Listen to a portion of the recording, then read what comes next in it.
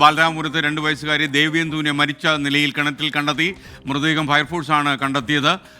കുടുംബാംഗങ്ങളുടെ മൊഴികളിൽ വൈരുദ്ധ്യം കണ്ടെത്തിയ പോലീസ് ഇവരെ കുടുംബാംഗങ്ങളെ കസ്റ്റഡിയിൽ എടുത്തിരിക്കുകയാണ്. അവർ ചോദ്യം ചെയ്തു വരികയാണ്. വീട് പോലീസ് ഇപ്പോൾ സീൽ ചെയ്ത് കഴിഞ്ഞു. മാത്രമല്ല കസ്റ്റഡിയിൽ ഉള്ളവരെ കൂടുതൽ ചോദ്യം ചെയ്യുന്നുണ്ട്. ഈ ഒരു മരണത്തിൽ ഒരു ദുരൂഹതയുണ്ട് എന്ന് പോലീസ് സംശയിക്കുന്നുണ്ട്. മാത്രമല്ല ഇതൊരു കൊലപാതകമാണോ എന്ന കാര്യത്തിലും ഒരു സംശയമുണ്ട്. വിശദമായി ഇവരെയൊക്കെ ചോദ്യം ചെയ്താൽ മാത്രമേ യാഥാർത്ഥ്യം അറിയാൻ കഴിയൂ. ഈ അമ്മയുടെ മൊഴികളിലൊക്കെ തന്നെ ഒരുപാട് വൈരുദ്ധ്യങ്ങൾ നിറഞ്ഞു നിൽക്കുന്നതാണ് പോലീസിന് സംശയം കൂട്ടുന്നത്. ഈ സാമ്പത്തികമായ തർക്കമാണോ ഈ കൊലപാതകത്തിൻ്റെ കാരണം എന്നുകൂടി സംശയമുണ്ട്. പോലീസിനോട് പരസ്പര വിരുദ്ധമായ കാര്യങ്ങളാണ് ഇവർ പറയുന്നത്. എന്തായാലും ഈ കുഞ്ഞ് ഒറ്റയ്ക്ക് കിണറ്റിൽ പോയി ചാടാൻ കഴിയില്ല എന്നുള്ളത് പോലീസിന് വ്യക്തമായിട്ടുണ്ട്. കുഞ്ഞിനെ കിണറ്റിലേക്ക് എറിഞ്ഞതായിരിക്കും അല്ലെങ്കിൽ കിണറ്റിലിട്ടതായിരിക്കും എന്നാണ് അറിയുന്നത്. ഈ ദേവേന്ദുവിൻ്റെ അച്ഛനും അമ്മയും ഇപ്പോൾ പോലീസ് കസ്റ്റഡിയിലാണ്. എന്തായാലും സാമ്പത്തിക പ്രശ്നം ഈ പാതകത്തിൻ്റെ പിന്നിൽ ഉണ്ടോ എന്ന സംശയം ഇപ്പോൾ പോലീസിനുണ്ട്. ഉമേഷ് ബാലകൃഷ്ണൻ ഈ വീട്ടിൽ നിന്ന് നമുക്കൊപ്പം ചേരുകയാണ്. അവിടെ പോലീസ് അന്വേഷണം നടത്തുകയാണ്. എല്ലാ തുമ്പും അവർ പരിശോധിക്കുന്നുണ്ട്. എങ്ങനെയാണ് ഈ കുട്ടി മരിക്കാനുണ്ടായ സാഹചര്യം. ഈ കേസിൻ്റെ ആദ്യം മുതൽ തന്നെ ഈ സംശയമുനയിലായി ഈ കുടുംബം. അടിമുടി ദുരൂഹത ഈ കേസിലുണ്ട്. അതുകൊണ്ട് തന്നെയാണ് ഇതിൻ്റെ പിന്നിൽ കൊലപാതകമുണ്ടോ എന്ന് പോലീസ് സംശയിക്കുന്നത്. സാമ്പത്തിക പ്രശ്നങ്ങൾ കൊലപാതകത്തിലേക്ക് നയിച്ചതാണോ എന്ന് പോലും പോലീസിന് ഇപ്പോൾ സംശയമുണ്ടെന്നാണ് ഞങ്ങളുടെ പ്രതിനിധി ഉമേഷ് ബാലകൃഷ്ണൻ റിപ്പോർട്ട് ചെയ്യുന്നത്. ഉമേഷ്, അവിടെ ഒരുപാട് ആളുകൾ തടിച്ചുകൂടിയിട്ടുണ്ടോ? ബാലരാമപുരം വളരെ തിരക്ക് പിടിച്ചൊരു സ്ഥലമാണല്ലോ. അവിടെ ഇപ്പോൾ പോലീസിൻ്റെ നീക്കം ഏത് രീതിയിലാണ്? നമുക്ക് പോലീസ് അധികാരികളുമായി സംസാരിക്കാൻ കഴിഞ്ഞോ?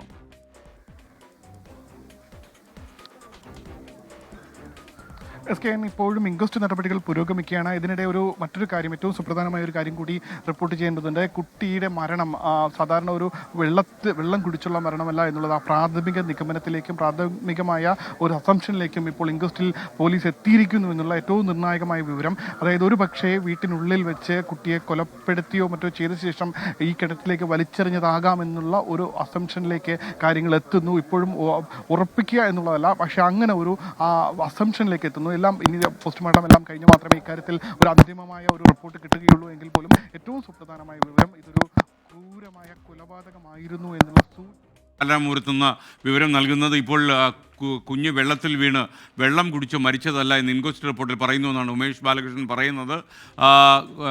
ശ്വാസം മുട്ടിച്ച് കൊല്ലുകയോ അങ്ങനെ ഏതെങ്കിലും രീതിയിൽ കുട്ടിയെ കൊലപ്പെടുത്തി കിണറ്റിലിട്ടതാകാമെന്നാണ് ഇൻക്വസ്റ്റ് വിശ്വസിക്കാമെങ്കിൽ നമുക്ക് പറയാൻ കഴിയുക. പോസ്റ്റ്മോർട്ടം വന്നു കഴിയുമ്പോഴായിരിക്കും കൂടുതൽ തെളിവുകൾ വരാൻ പോകുന്നത്. അപ്പോൾ ഏറ്റവും സങ്കടകരമായ കാര്യമാണ്. കാരണം ഈ കുഞ്ഞ് വെള്ളം കുടിച്ച് ശ്വാസം മുട്ടി മരിച്ചതല്ല എന്ന് ഏകദേശം ഇൻക്വസ്റ്റ് റിപ്പോർട്ടിലൂടെ വ്യക്തമാകുന്നു എന്ന് ഉമേഷ് ബാലകൃഷ്ണൻ റിപ്പോർട്ട് ചെയ്യുന്നു. ഉമേഷ് നമുക്കൊപ്പം തുടരുകയാണ്. എന്തായാലും ഈ കുടുംബം, അച്ഛനും അമ്മയും പോലീസ് കസ്റ്റഡിയിലാണ്. ടോട്ടലി ഈ കുടുംബം സംശയമുനയിൽ ആയിക്കഴിഞ്ഞു. ഒരുപക്ഷെ പോസ്റ്റ്മോർട്ടം നടന്നു കഴിയുമ്പോൾ കൂടുതൽ വിവരങ്ങൾ ലഭിക്കും. മാത്രമല്ല ഇവരെ ചോദ്യം ചെയ്തു വരികയാണ് പോലീസ്. ചോദ്യം ചെയ്യുന്നതിലൂടെ എന്താണ് യഥാർത്ഥത്തിൽ ഈ കുട്ടിക്ക്, ഈ ദേവേന്ദുവിന് സംഭവിച്ചത്, 2 വയസ്സുകാരി കിണറ്റിൽ പോയി എങ്ങനെ വീണു എന്നുള്ളതിൻ്റെ സംശയം നിവൃത്തി ഉണ്ടാക്കും എന്നാണ് നമ്മൾ മനസ്സിലാക്കുന്നത്. എന്തായാലും ഈ കുഞ്ഞിനേക്കാളും ഉയരമുള്ള ആ കിണറ്റിൻ്റെ ഭിത്തി കടന്ന് ഈ കുഞ്ഞിന് കിണറ്റിലേക്ക് ചാടാൻ കഴിയില്ല എന്ന് പോലീസിന് ഉറപ്പായിട്ടുണ്ട്. അപ്പോൾ കിണറ്റിൻ്റെ മതിൽ അത്രയ്ക്ക് ഉയരമുള്ളതാണ്. ഉമേഷ് ബാലകൃഷ്ണൻ ചേരുന്നു വീണ്ടും. ഉമേഷ്, പറയൂ, താങ്കൾ പറഞ്ഞു വന്നത് തുടരൂ. അതായത് ഇൻക്വസ്റ്റ് റിപ്പോർട്ടിൽ മറ്റെന്ത് കാര്യങ്ങളാണ് പോലീസിന് കണ്ടെത്താൻ കഴിഞ്ഞിട്ടുള്ളത്?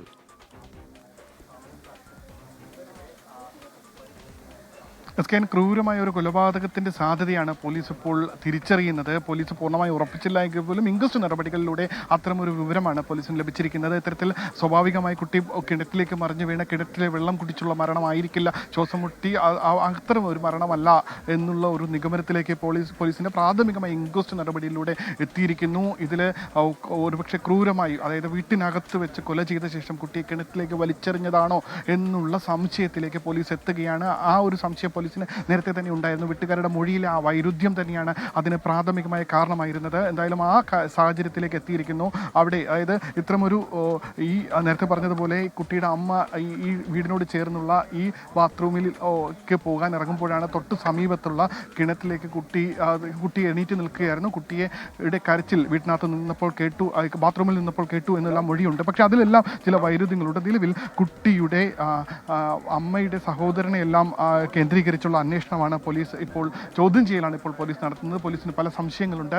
ഇവരുടെ മൊഴികളിൽ വലിയ വലിയ ഗുരുതരമായ ഒരു വ്യത്യാസങ്ങളുണ്ട്. വലിയ രീതിയിൽ ഇവർ മൊഴികൾ മാറ്റി മാറ്റി പറയുന്ന ഒരു സാഹചര്യമുണ്ട്. ഇവർ ഏകദേശം 2 ദിവസം മുൻപാണ് ഈ വീട്ടിൽ നിന്ന് 30 ലക്ഷം രൂപ കാണാനില്ല എന്ന് പറഞ്ഞ് പോലീസിൽ പരാതി നൽകുന്നത്. പക്ഷേ അന്നും സമാനമായി ഇവരെ വിളിച്ച് പോലീസ് ചോദ്യം ചെയ്തപ്പോൾ ഇവരുടെ മൊഴിയെടുത്തപ്പോൾ മൊഴിയിൽ വൈരുദ്ധ്യമുണ്ടായി. അതിനുശേഷം ഇവർ അത്തരത്തിൽ പണം പിന്നീട് നമ്മൾ പരിശോധിച്ച ശേഷം ഒന്നുകൂടി പരിശോധിച്ച ശേഷം കേസെടുത്താൽ മതി, അത്തരത്തിൽ ഒഴിഞ്ഞു മാറുന്ന ഒരു സാഹചര്യം ഉണ്ടായിരുന്നു. എന്തായാലും നിലവിൽ പ്രാഥമികമായി ഇതിലൊരു സംശയം ബലപ്പെടുന്നു. ഇത് കൊലപാതകമാണ് എന്നുള്ളൊരു സംശയം ബലപ്പെടുന്ന രീതിയിലേക്കുള്ള തെളിവുകൾ പോലീസിന് ലഭിച്ചുകൊണ്ടേയിരിക്കുന്നു. തുടർ വിവരങ്ങൾ എന്തായാലും ഈ വീട്ടുകാർ, കുട്ടിയുടെ അമ്മ, അച്ഛൻ, കുട്ടിയുടെ അമ്മയുടെ സഹോദരൻ, കുട്ടിയുടെ അമ്മുമ്മ എന്നിവർ ഇപ്പോൾ പോലീസ് കസ്റ്റഡിയിൽ തന്നെയുണ്ട്. ചോദ്യം ചെയ്യൽ തുടരുകയാണ്. പക്ഷേ പോലീസിന് ആദ്യം മുതൽ തന്നെ സംശയമുണ്ടായിരുന്നു. അതുകൊണ്ട് തന്നെ ഇവിടെ എത്തി ഇവരുടെ മൊഴികളിൽ വൈരുദ്ധ്യം കണ്ടെത്തിയപ്പോൾ തന്നെ ഈ കിണറ്റിൽ വീഴാനുള്ള സാധ്യതയുണ്ട് എന്നൊരു സംശയം പോലീസിന് തോന്നി. ആ സംശയത്തിൻ്റെ കൂടി പശ്ചാത്തലത്തിൽ കൂടിയായിരുന്നു ഉടൻ തന്നെ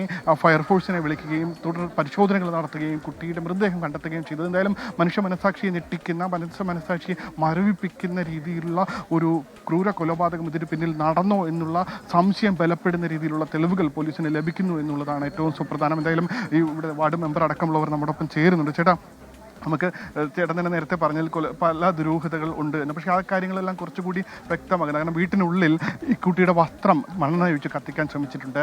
ആ കത്തിച്ച ഭാഗം ഒരു കട്ടിലിൻ്റെ ഒരു ഭാഗം കത്തിപ്പോയിട്ടുണ്ട്. ഇതെല്ലാം കാണുമ്പോൾ എന്താണ് മനസ്സിലാക്കുന്നത്? ഇതിനകത്ത് ഞാൻ അതാണ് പറഞ്ഞത്, തുടക്കം മുതലേ ഞങ്ങൾക്ക് നല്ല സംശയമാണ്.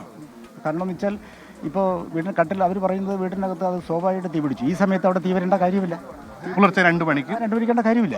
അപ്പോൾ നമ്മൾ മുറി കയറുമ്പോഴേക്കും ഞാൻ ആദ്യം വന്ന് കയറുമ്പോൾ തന്നെ മണ്ണെണ്ണയുടെ സ്മെല്ലുണ്ട്. അപ്പോൾ ചേട്ടൻ ചോദിച്ചു അല്ലേ? ചോദിച്ചു. അപ്പോൾ പറഞ്ഞല്ല അതിങ്ങനെ കത്തിയതാണ് എന്നിങ്ങനെ പറഞ്ഞാണ് അവർ പറയുന്നത്. അപ്പോൾ ഞാൻ പറഞ്ഞത് പറയുന്നതിൽ പോലും പരസ്പരം മണ്ണെണ്ണ വിളക്കുണ്ടായിരുന്നു അവിടെ. ആ വിളക്കൊന്നും കാണാൻ ഇല്ല. വിളക്കൊന്നും എന്താ അവർ പറയുന്നത്? എങ്ങനെ കത്തി?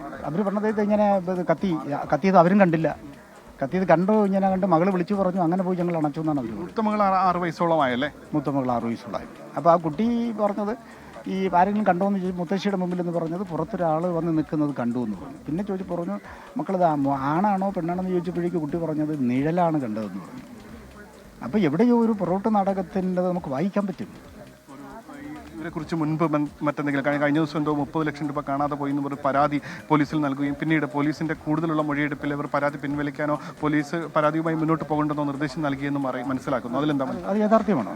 കാരണം ഇവിടെ സ്വാഭാവികമായിട്ട് ഈ മറ്റ് കടക്കാരുടെ മുമ്പിൽ പിടിച്ചു നിൽക്കാനാണ് ഇത്തരം പൊറോട്ട് നാടകങ്ങൾ കളിക്കുന്നത്. ഇവരെ ഒരിക്കൽ പറഞ്ഞെന്ന് പറഞ്ഞാൽ ഞാൻ അങ്കണവാടി പോകുമ്പോഴേക്ക് പറഞ്ഞത് ആ കുട്ടി കൊണ്ടിട്ട് 10 ലക്ഷം രൂപ അങ്കണവാടി ഇരുന്നപ്പോഴേക്ക് കളഞ്ഞു പോയി എന്ന് പറഞ്ഞുകൊണ്ട് അവിടെ പോയി ചെയ്തു. അപ്പോൾ അവിടെ വന്നിട്ടുമില്ല, തിരക്കിയിട്ടുമില്ല. അപ്പോൾ ഇതിങ്ങനെ സ്വാഭാവികമായിട്ട് ആളുകളെ കബളിപ്പിക്കലാണ്. സാമ്പത്തികമായി മെച്ചപ്പെട്ട വളരെ ബാധ്യത. അതായത് ഈ അച്ഛൻ്റെ മരണവുമായി ബന്ധപ്പെട്ട് എനിക്ക് ഈ അടുത്ത ബന്ധുവിൽ നിന്ന് ഞങ്ങളുടെ ഒരു പാർട്ടിയിൽ അടുത്ത ആളിൽ നിന്ന് അറിയാൻ കഴിഞ്ഞത് 58 ലക്ഷം രൂപയോളം ബാധ്യത അന്ന് കണക്ക് കൂട്ടിയിട്ട് ചെറിയ ബാധ്യതയിലായിരുന്നെങ്കിൽ ഈ കുട്ടിയുടെ അച്ഛനെ കൂടെ ഇവിടെ താമസമാക്കി ഒരുമിപ്പിക്കാനാണ് അവർ ശ്രമിച്ചത്. പക്ഷേ ഈ 58 ലക്ഷം രൂപയോളം ബാധ്യത നിൽക്കുമ്പോൾ ഇയാളെ ഏൽപ്പിക്കുമ്പോൾ പിന്നെ ഇയാളെ തലയ്ക്ക് വരും. അതുകൊണ്ട് അംഗനവാടിയിലൊന്നും വിടാറായിട്ടില്ലല്ലോ. വീട്ടുകാരെ കണ്ട പരിചയം വരുന്നുണ്ട്. മുത്തശ്ശി രാഗിണി എന്ന് പറയുന്ന ഒരു അംഗനവാടിയിലായാണ് 23 നമ്പർ അംഗനവാടിയിൽ. അപ്പോൾ അമ്മ ഈ മുത്തശ്ശിയുടെ കൂടെ വരും. മുത്തശ്ശി വരുന്നതിൻ്റെ അന്ന് വരും, ഇല്ലെങ്കിൽ ഇല്ല. അതാണ് സാർ. കുട്ടിയൊക്കെ എല്ലാവർക്കും അറിയാവുന്നതാണ്. എല്ലാവർക്കും അറിയുന്നുള്ള ഈ പ്രദേശത്ത് ഇത് വാടക വീടാണെങ്കിലും ഈ പ്രദേശം ഈ വാർഡ് തന്നെയാണ്. ഈ സ്ഥലത്ത് നേറ്റീവ് പ്ലേസ് ആണ്. കോട്ടുകാൽ കൂടുന്ന പ്രോപ്പർ ഏരിയയിൽ ജനിച്ചു വളർന്നവരാണ്. ദുരൂഹത പുറത്തു വരേണ്ടതുണ്ട്. തീർച്ചയായും ഇതിൽ ഇപ്പോൾ വാർഡ് മെമ്പറാണ്, ഒരു കുടുംബത്തിന്റെ എല്ലാ കാര്യങ്ങളും അറിയാവുന്ന വാർഡ് മെമ്പറാണ് ഇപ്പോൾ നമ്മോട് സംസാരിച്ചത്. അദ്ദേഹം വരുമ്പോൾ തന്നെ ഈ ഒരു സംശയം, ഈ മണ്ണെണ്ണയുടെ മണമടക്കം സ്മെല്ലടക്കം കേട്ട് സംശയം പ്രകടിപ്പിച്ചതാണ്. എന്തായാലും കൂടുതൽ വിവരങ്ങൾ പുറത്തു വരേണ്ടതുണ്ട്. വരും മണിക്കൂറുകൾ ഇതുമായി ബന്ധപ്പെട്ട കൂടുതൽ വിവരങ്ങൾ പുറത്തു വരും. SKN.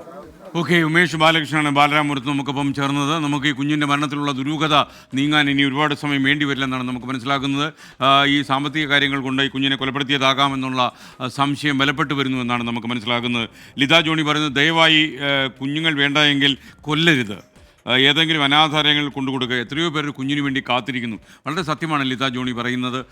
ഒരു കുഞ്ഞിക്കാല് കാണാൻ കാത്തിരിക്കുന്ന എത്രയോ ആളുകൾ നമ്മുടെ സമൂഹത്തിലുണ്ട്. കുട്ടികളില്ലാതെ ജീവിതകാലം മുഴുവൻ വേദന തിന്നുന്ന അമ്മമാരുണ്ട്. അവർക്കൊക്കെ യഥാർത്ഥത്തിൽ അവർക്കൊക്കെ ഈ കുട്ടിയെ കൊടുക്കാവുന്നേ ഉള്ളൂ. എന്തിനാണ് ഈ കുഞ്ഞിനെ, അതും ഈ ഒരു കുഞ്ഞിൻ്റെ മുഖത്ത് നോക്കി കഴിയുമ്പോൾ ആ കുഞ്ഞിനെ കൊലപ്പെടുത്താൻ എങ്ങനെ കരളുറപ്പുണ്ടാകുന്നു എന്നുള്ളതാണ് നമ്മളെ ഏറ്റവും അതിശയിപ്പിക്കുന്നതും അമ്പരപ്പിക്കുന്നതും.